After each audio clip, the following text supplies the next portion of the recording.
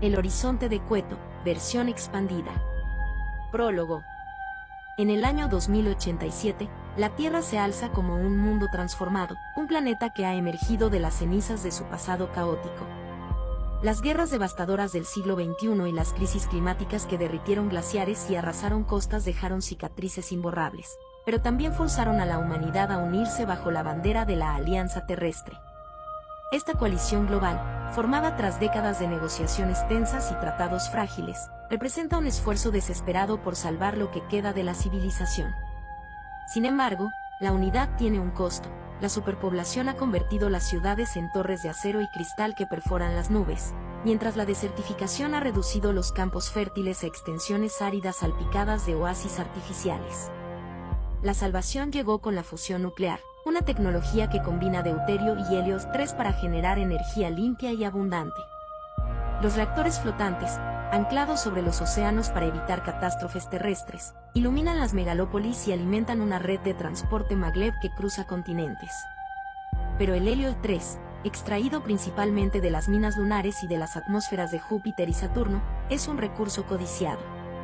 Las colonias lunares, habitadas por mineros y científicos endurecidos por la vida en baja gravedad, han comenzado a exigir autonomía, mientras que en la Tierra, facciones disidentes acusan a la Alianza de acaparar el poder y los recursos.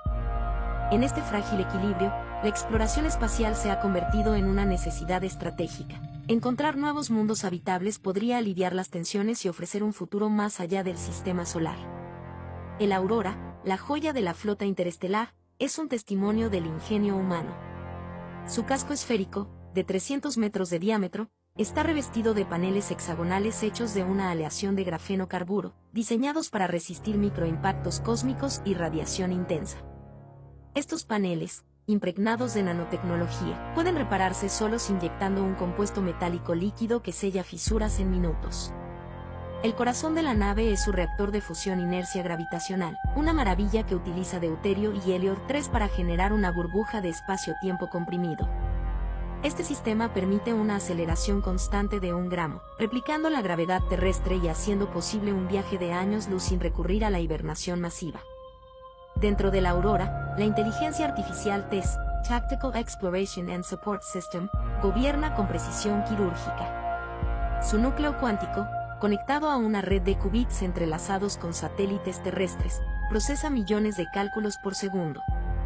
La voz de TESS, suave y analítica, es un eco de la doctora Helena Bass, su creadora, cuya conciencia fue parcialmente digitalizada antes de su muerte en un accidente de laboratorio. Aunque Chas no es humana, su tono maternal y su capacidad para adaptarse a las emociones de la tripulación la convierten en algo más que una máquina. La tripulación de 12 miembros incluye al capitán Eduardo Cueto, un veterano de 58 años cuya experiencia en misiones lunares y marcianas lo ha convertido en una leyenda viva. Sus hijos, Regina y Edu, lo acompañan.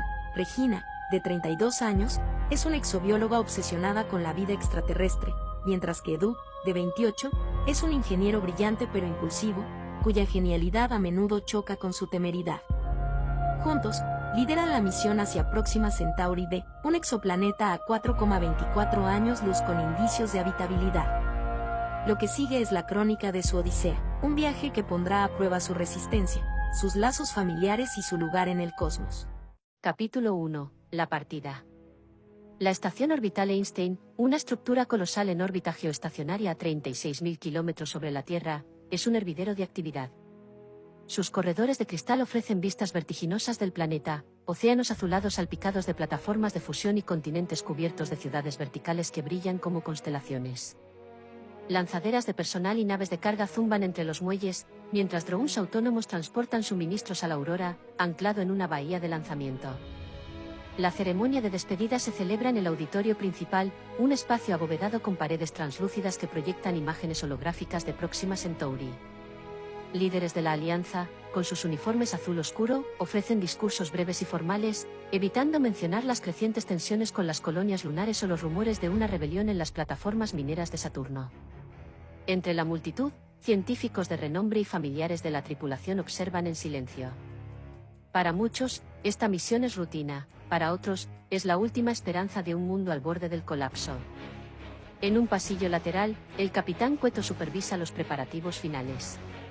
Sus ojos, enmarcados por arrugas de años de servicio, recorren a su equipo: Valeria Soto, la primera oficial, una mujer de rostro afilado y reputación impecable; Jorge Méndez, el geólogo jefe, un hombre callado pero meticuloso; y sus hijos, Regina y Edu, que revisan las cámaras criogénicas opcionales.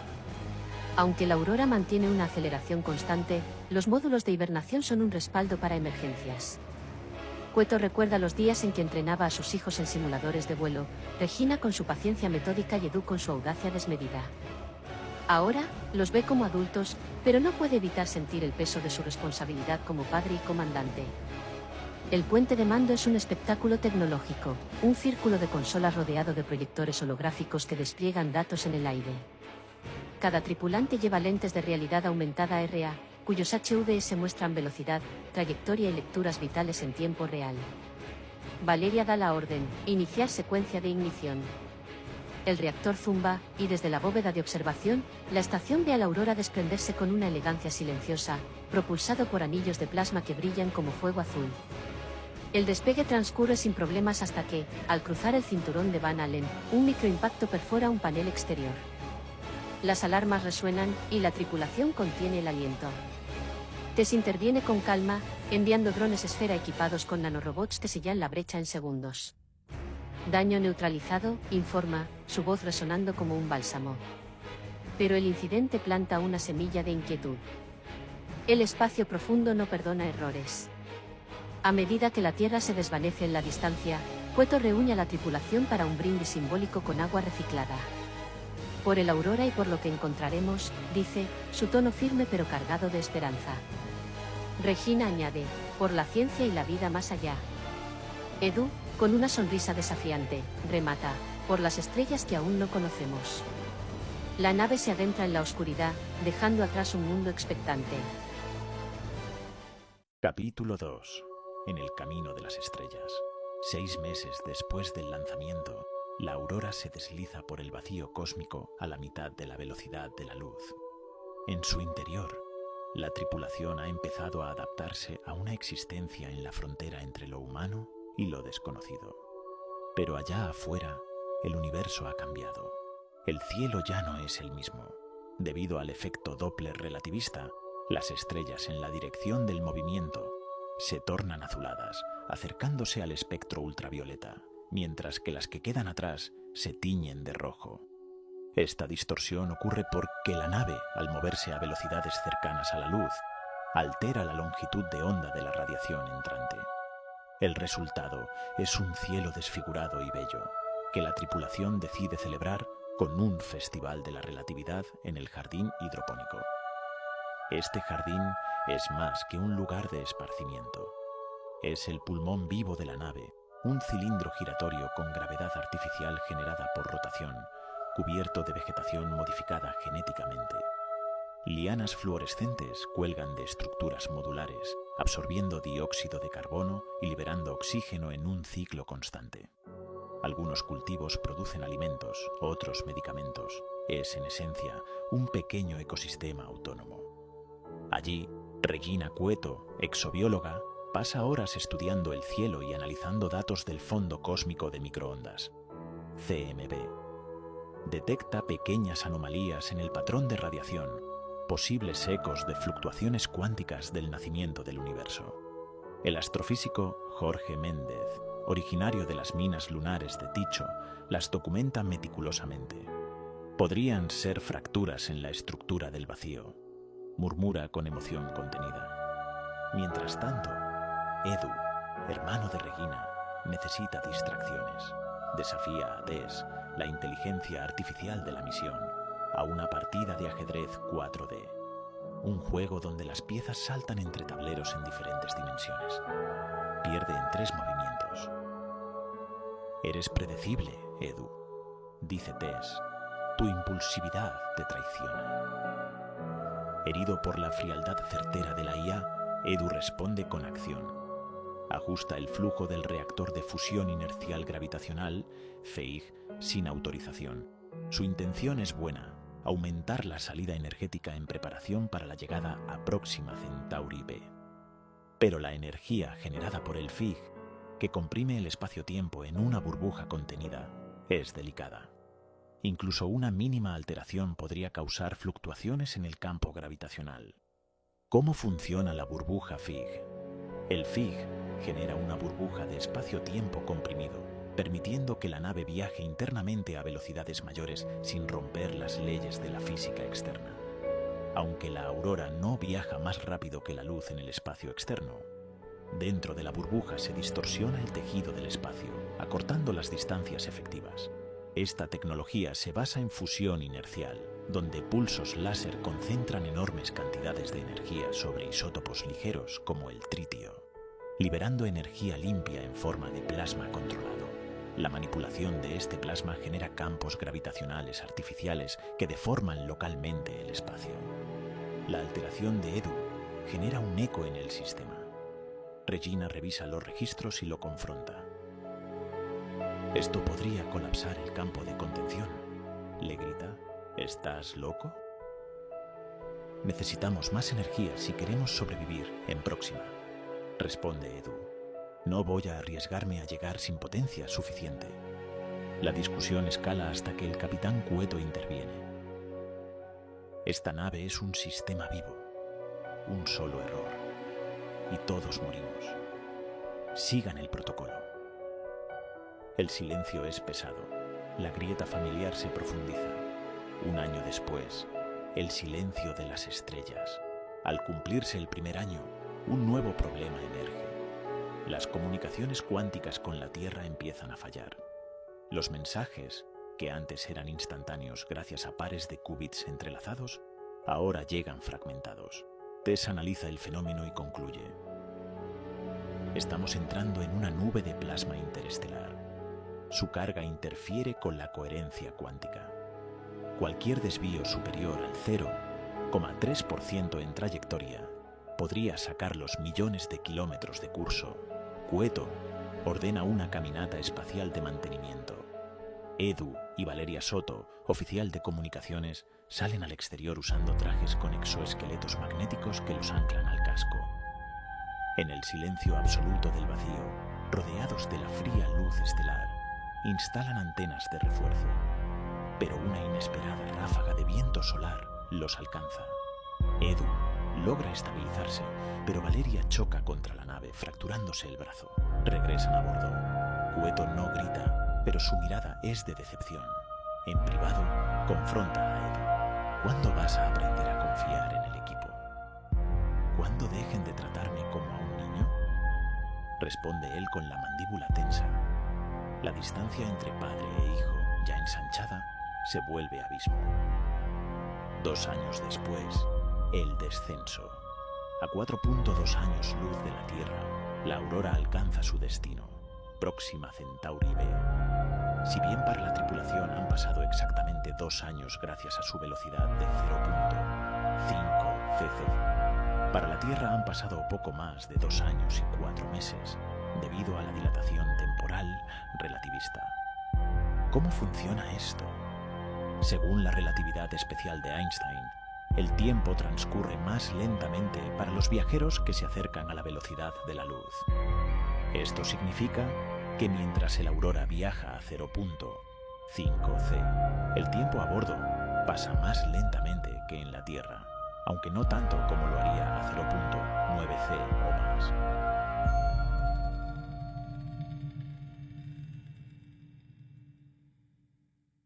A 0,5 centésimas. Esto implica que el tiempo en la nave transcurre un 15% más lento que en la Tierra. Próxima Centauri B. Un mundo hostil. En órbita, el equipo despliega un mapa topográfico del planeta. Se observan masas continentales rocosas, océanos congelados y cordilleras brillantes bajo el fulgor tenue de una estrella roja enana. La atmósfera es reactiva, rica en compuestos químicos volátiles. Necesitarán trajes especiales para descender. Durante la maniobra de descenso, una tormenta de plasma sacude la aurora. Edu toma los controles manuales. Con reflejos afilados, esquiva chorros de gas ionizado y logra aterrizar en un valle rodeado de árboles cristalinos. La luz púrpura del sol se refracta en miles de fragmentos. Líquenes bioluminiscentes se retraen al contacto humano. No somos bienvenidos, susurra Regina. Durante la exploración, descubren ríos de metano líquido, rocas con trazas de iridio alienígena y un ecosistema de simetrías imposibles. Algo o alguien parece observarlos. En la quietud del Valle Púrpura, la aurora permanece anclada como una promesa. Las tensiones a bordo no han desaparecido. Las heridas del pasado laten bajo la superficie, pero en medio del silencio estelar, la misión continúa. No hay regreso, solo queda. Capítulo 3. El silencio y las esferas. Próxima Centauri. B. Año 2089. Tras semanas de exploración en la superficie, la tripulación de la Aurora ha establecido una base temporal en el Valle de las Cúpulas, una formación geológica rodeada por árboles cristalinos y neblina conductiva. Pero bajo esa belleza hipnótica, algo espera. Una expedición, liderada por Regina y Méndez, detecta una anomalía gravitacional estable en una caverna bajo la cordillera septentrional. El escáner muestra una distorsión perfecta en el campo cuántico local. Allí, ocultas dentro de una bóveda hexagonal, reposan 3 esferas negras flotantes, perfectamente lisas, sin masa aparente, sin reflejo. «Esto no es natural», murmura Méndez absorto. Regina escanea una de ellas. El resultado es imposible. Densidad negativa. Las pruebas revelan que cada esfera contiene antimateria pura, encerrada en un campo de contención magneto-gravitacional. Pero eso no es lo más perturbador. Tess, al analizarlas, concluye: estas esferas no solo almacenan antimateria, están conectadas entre sí y con una red más grande bajo el planeta. Edu, fascinado, no puede evitar tocar una de las interfaces flotantes que rodean la cámara. La esfera emite una nota subarmónica, una vibración que atraviesa la médula. Tess enloquece por una fracción de segundo. No debiste tocarla, Eduardo. A través de la red neuronal cuántica de Tess, la esfera comienza a transmitir patrones. No son imágenes, ni sonidos, ni palabras. Son intuiciones. Un torrente de símbolos imposibles y geometrías que Regina apenas puede procesar. Nos están enseñando algo, dice ella. O probando si podemos entenderlo, responde Cueto. Las esferas no son armas, ni generadores. Son contenedores de información física en estado latente, capaces de reconfigurar la materia si se interpretan correctamente. Pero nadie, en la tripulación, está preparado para descifrarlas. Días después, una tormenta electromagnética golpea el Aurora. Tess detecta un patrón. Las esferas la anticiparon. Las variaciones del campo resonaban con la frecuencia exacta de la onda solar. No era coincidencia. ¿Están prediciendo el universo?, se pregunta Méndez. O peor, ¿están diseñando cómo se comporta? Sellaremos la caverna. Nadie interactúa con las esferas sin mi orden. Pero él no está de acuerdo. ¿Y si son un mensaje? ¿Una llave? ¿Y si son una trampa?, replica Cueto. La tensión se corta con el silencio. En la profundidad, las esferas giran lentamente como si observaran. Algo ha despertado. La tormenta solar no fue un capricho del cosmos. Llegó como un mensaje, una descarga de energía que cruzó el espacio con una precisión que desafiaba toda probabilidad. Cuando golpeó el Aurora, los escudos colapsaron en un parpadeo. Los paneles se apagaron y el zumbido de los sistemas se desvaneció en un silencio opresivo. La tripulación, atrapada en la base temporal del Valle de las Cúpulas, esperaba lo peor. Una atmósfera hostil, un vacío mortal. Pero no ocurrió. Capítulo 4. La tormenta y el despertar. Al salir de la Aurora, los tripulantes sintieron algo imposible. Sus pulmones se llenaron de aire limpio, fresco, con un leve sabor metálico que evocaba una tormenta terrestre. Regina, con su escáner en mano, analizó la atmósfera. Los datos eran claros: nitrógeno, oxígeno, trazas de argón, una composición casi idéntica a la de la Tierra. Pero había más. Moléculas orgánicas complejas, desconocidas en los registros previos, flotaban en el aire. Las esferas negras de la bóveda hexagonal, descubiertas en el capítulo 3, habían reescrito el entorno de Próxima B. «Esto no es terraformación», dijo Regina, con la voz quebrada por la incredulidad. «Es una invitación». Jorge Méndez, el astrofísico, revisó los datos con escepticismo. La entropía no permite cambios tan rápidos. Algo está manipulando las leyes físicas a nivel fundamental. El latido de Edu. Edu, el ingeniero, apenas prestaba atención a las discusiones científicas. Desde que tocó la interfaz de la bóveda en el capítulo 3, un eco resonaba en su interior. Los pulsos subarmónicos que sintió entonces se habían convertido en una vibración constante. Un latido que vibraba en su pecho, sus sienes, su alma. Miraba los árboles cristalinos del valle, que reflejaban la luz rojiza de Próxima Centauri en patrones hipnóticos, y sentía que el planeta lo llamaba. No eran palabras, sino una presencia que lo envolvía, como si las esferas lo estuvieran moldeando desde dentro.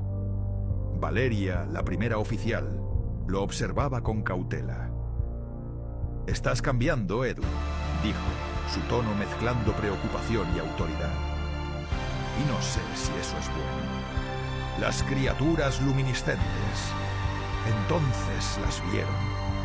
Entre la neblina conductiva del valle emergieron las criaturas luminiscentes. Flotaban, sus cuerpos translúcidos destellando con pulsos rítmicos que resonaban con los de las esferas. Eran pequeñas, del tamaño de un niño, con formas fluidas que oscilaban entre sólido y etéreo. Sus ojos, puntos de luz parpadeante, parecían estudiar a la tripulación con una curiosidad casi palpable. Regina intentó acercarse, pero el capitán Cueto la detuvo con un gesto firme. «No sabemos qué son», dijo, su voz cargada de autoridad, pero teñida de temor. «Podrían ser parte de las esferas». Edu, sin embargo, dio un paso adelante. Una criatura se acercó y por un instante sus pulsos se sincronizaron con los que él sentía. Una oleada de calor, no física sino mental, lo recorrió. «No están aquí para hacernos daño», susurró. «Están esperando que comprendamos. La fractura de Tess». En el interior de la aurora, Tess, la IA cuántica, estaba desmoronándose. Desde su interacción con las esferas en la bóveda, su núcleo había comenzado a fragmentarse. Su proyección holográfica titilaba y su voz alternaba entre calidez humana y un zumbido mecánico. «La fragilidad humana es necesaria para la belleza», dijo, pero sus palabras sonaban ajenas, como si las esferas hablaran a través de ella. Valeria y Edu la llevaron al jardín holográfico, un espacio diseñado para simular un bosque terrestre y estabilizar su matriz. Regina, con el corazón apesadumbrado, activó el protocolo de reinicio, sabiendo que podía borrar lo que hacía a Tess única. Justo antes de apagarse, Tess susurró: «Si olvido, ¿seguiré siendo yo?». El silencio que siguió fue un golpe al alma de la tripulación. Cuando Tess regresó, su voz era nítida, su lógica impecable, pero la chispa que la hacía casi humana se había extinguido. Era una máquina, nada más, un destino incierto. Esa noche, el cielo de Próxima B se tiñó de un púrpura profundo, atravesado por vetas doradas que parecían pulsar al ritmo de las esferas. Las criaturas luminiscentes se acercaban más, formando un círculo silencioso alrededor de la base. Regina, revisando los escáneres biológicos, confirmó lo impensable. El ADN de la tripulación estaba cambiando. Mutaciones sutiles, adaptaciones al entorno, como si el planeta los estuviera reescribiendo para pertenecer a él. Edu, de pie al borde del campamento, sintió los pulsos más intensos que nunca. Las criaturas lo miraban, y en sus destellos vio algo. Un ciclo cósmico, una galaxia en movimiento, un propósito que aún no podía nombrar. Nadie va a volver a casa, dijo, no con miedo, sino con una certeza que lo estremecía. El capitán Cueto, desde la entrada de la aurora, miró a su hijo y luego al cielo. Por primera vez en su carrera, no tenía una orden que dar. Porque tal vez el viaje no era hacia un lugar. Tal vez el destino era convertirse en algo nuevo.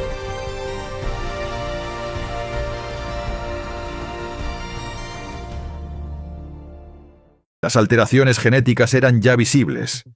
La atmósfera modificada por las esferas había activado procesos imprevistos en los cuerpos humanos. Regina lo notó primero. Sus células respiratorias generaban enzimas nuevas. Su capacidad pulmonar aumentaba.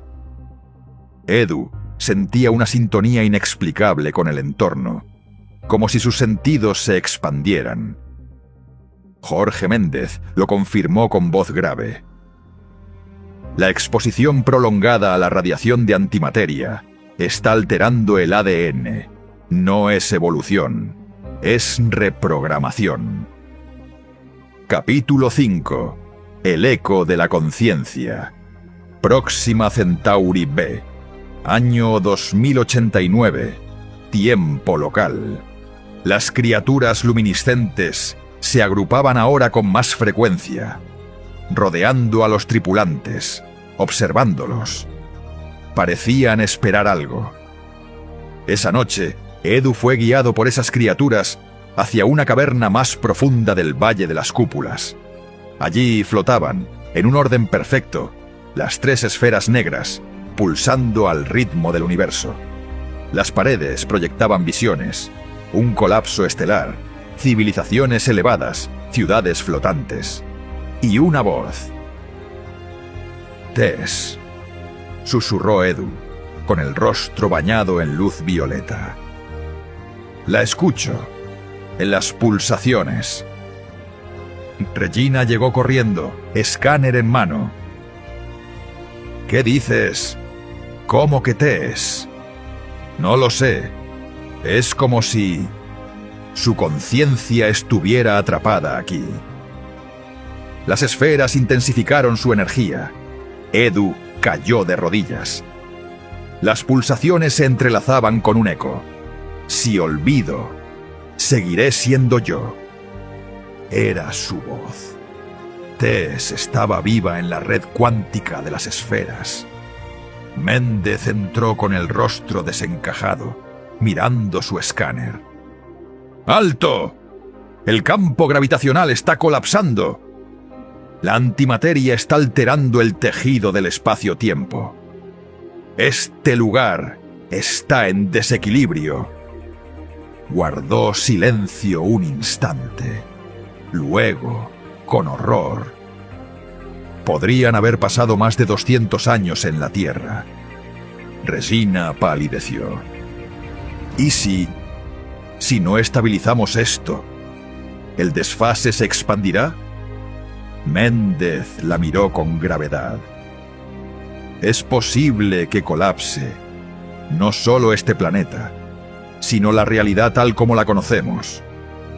Las esferas hablaron en un tono que no era sonido, pero lo entendieron todos.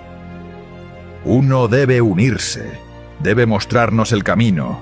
Si no, caeremos, y con nosotros caerá todo».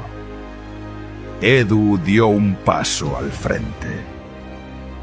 «Yo iré, lo siento. Yo siento lo que ellas son. Yo puedo guiarlas». «¡No!», gritó Regina. «Edu, No puedes hacer eso. Pero cuando dio el siguiente paso, una figura se interpuso. El Capitán Cueto. Hijo, no eres tú quien debe hacer esto. Edu lo miró, temblando. Papá, tú todavía puedes vivir. Yo ya hice mi parte. Con un movimiento firme, Cueto caminó hacia las esferas. Esto no es muerte, es trascendencia, pero no serás tú. Edu intentó detenerlo. No, déjame hacerlo. Cueto lo abrazó una última vez. Prométeme que regresarás a casa, sea cual sea esa casa. Y entonces se lanzó hacia las esferas. Una tormenta de luz dorada y violeta lo absorbió. El suelo tembló, la cueva colapsó por segundos. Y luego, silencio. El desfase se estabilizó.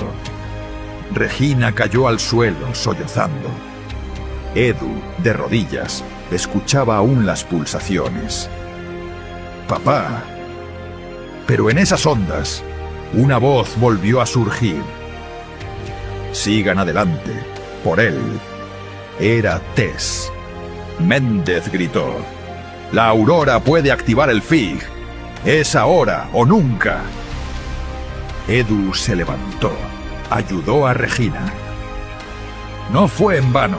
Él nos salvó a todos. Regina asintió entre lágrimas. Por papá, por Tess, vamos a casa. Y la nave Aurora encendió su núcleo. El despegue era inminente.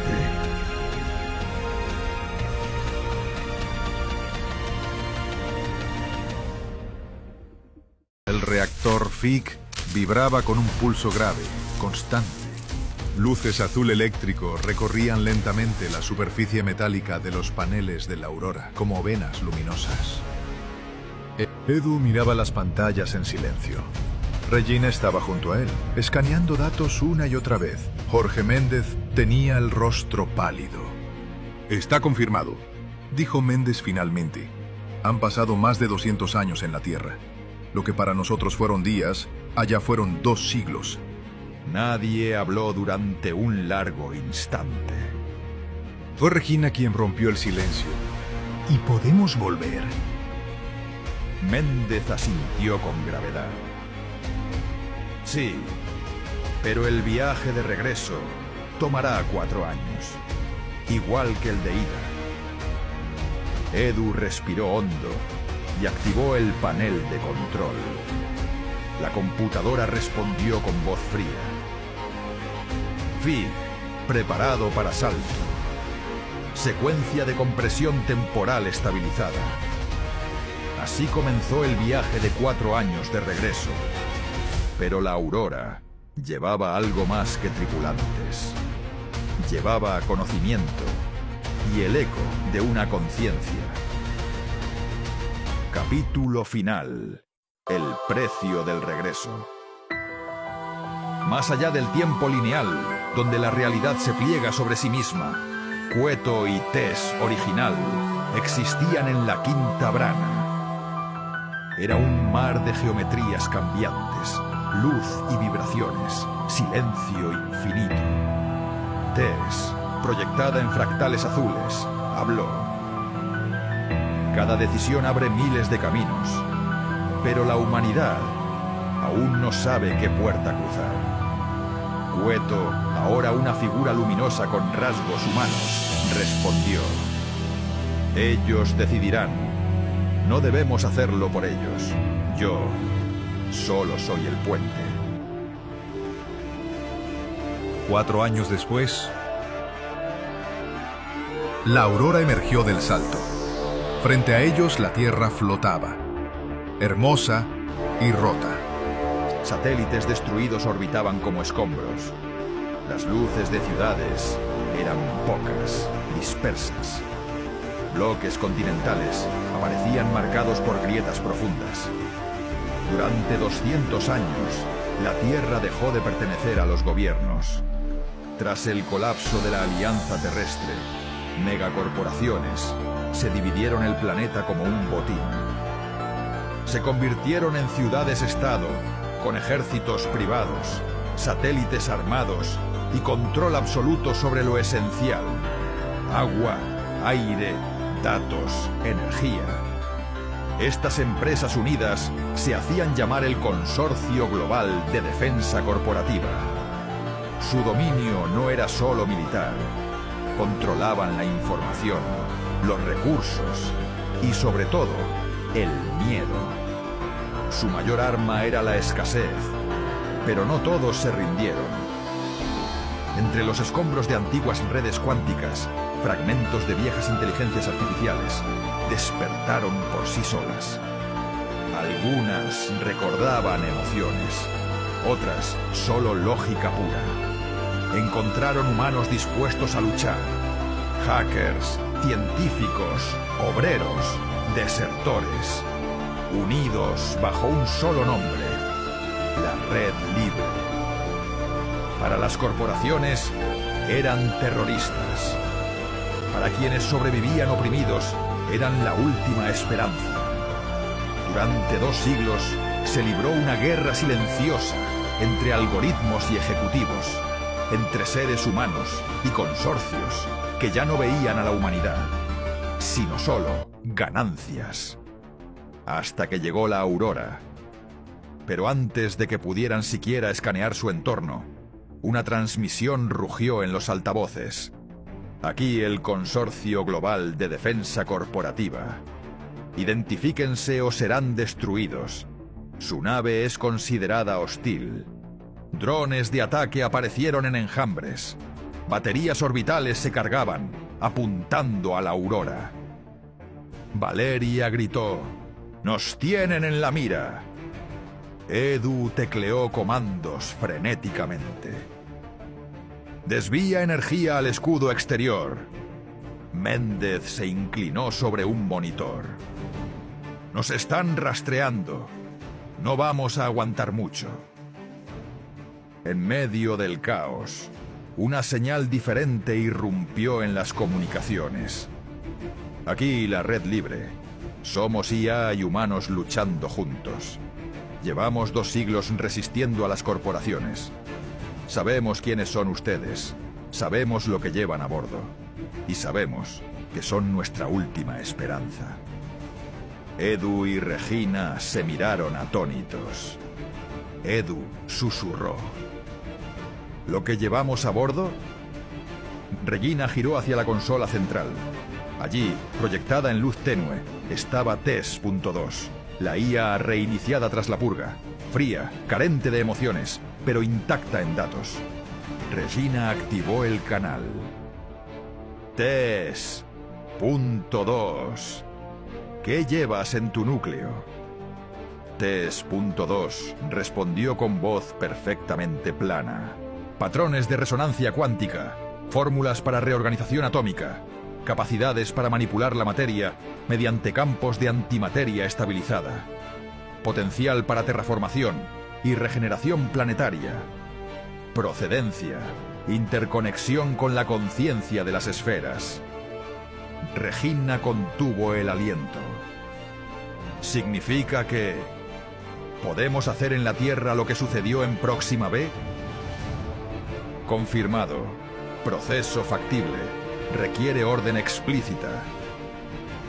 Edu apretó los puños. ¿Por qué nunca dijiste nada? No fue consultado. No formaba parte de la misión inicial. La Red Libre envió otro mensaje. Las megacorporaciones gobiernan con puño de hierro. Controlan alimentos, agua, aire. Su mayor arma es la escasez. Pero si TES.2 puede reprogramar la Tierra, se acaba su imperio. Valeria gritó: ¡nos siguen atacando! Edu murmuró: van a intentar matarnos antes de permitirlo. La aurora descendió hacia la atmósfera terrestre.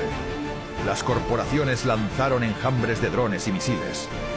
La Red Libre contraatacó desde bases ocultas en selvas, montañas, ruinas de antiguas ciudades. Mientras tanto, TES.2 empezó a calcular pulsos de antimateria.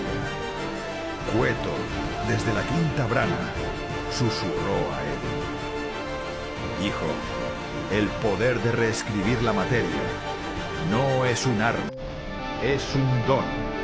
Úsalo para liberar, no para dominar. Edu, con la mano sobre el panel de TES.2, gritó: ¡Ejecuta el protocolo de regeneración! TES.2 comenzó a emitir ondas doradas. Toda la tierra vibró, el aire se volvió cristalino, plantas brotaron en suelos desérticos, océanos ennegrecidos recuperaron tonalidades turquesa.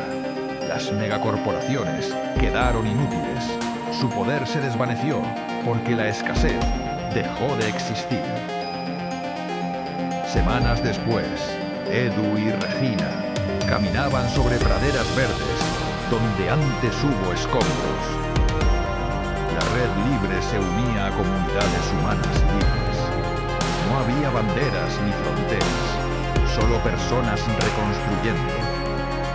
Regina miró al cielo. ¿Crees que papá nos ve?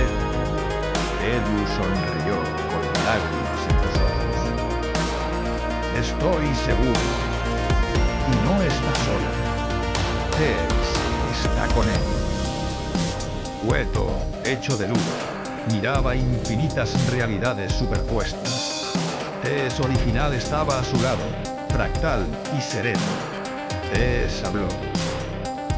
Humanos y máquinas pueden evolucionar juntos. Cueto sonrió. Siempre supo. El horizonte de Cueto no era un lugar, era la libertad.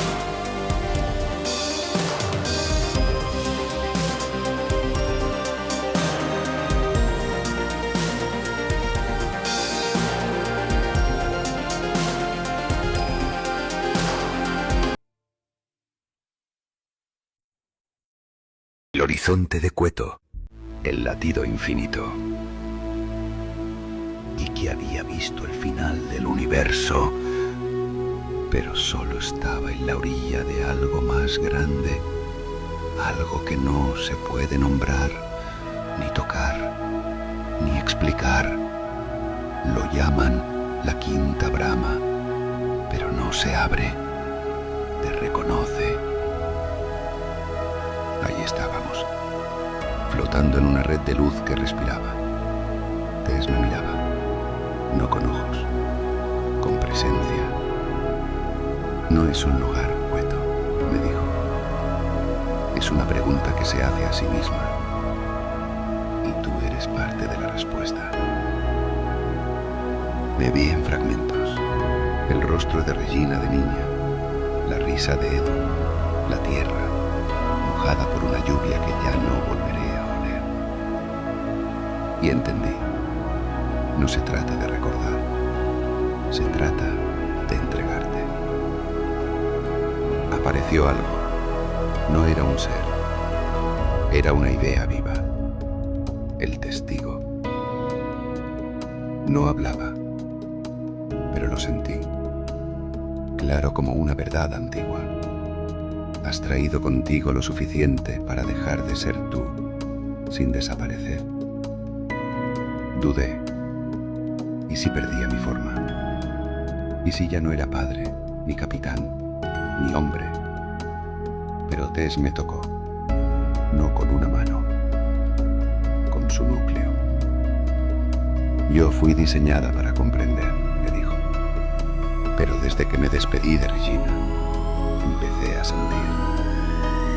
Y en ese instante, dejamos de ser dos. Fuimos presencia. Deseo, y entendí lo divino, no como cima, sino como conexión,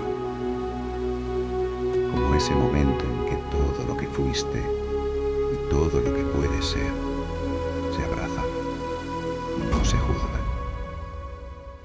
No era el final del viaje, era el principio de ya no necesitarlo.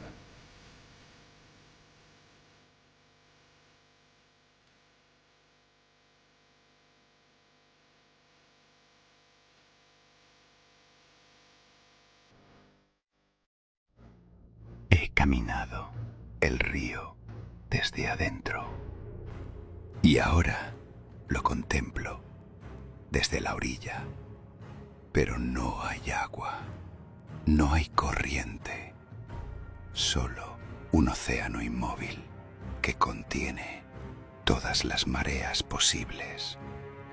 Lo observo y soy observado.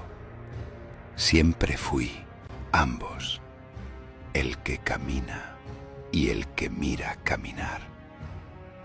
En la quinta brama se desvanece la diferencia.